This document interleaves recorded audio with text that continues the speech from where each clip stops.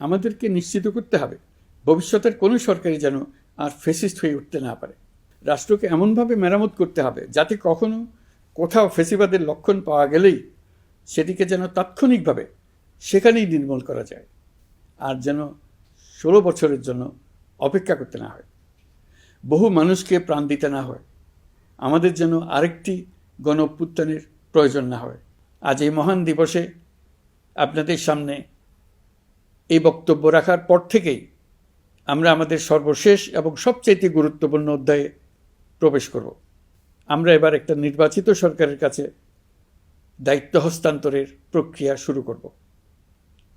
অন্তর্বর্তী সরকারের পক্ষ থেকে আমি প্রধান নির্বাচন কমিশনারের কাছে চিঠি পাঠাবো যেন নির্বাচন কমিশন আগামী রমজানের আগে 2026 সালের ফেব্রুয়ারি মাসে জাতীয় নির্বাচন অনুষ্ঠানের আয়োজন করেন।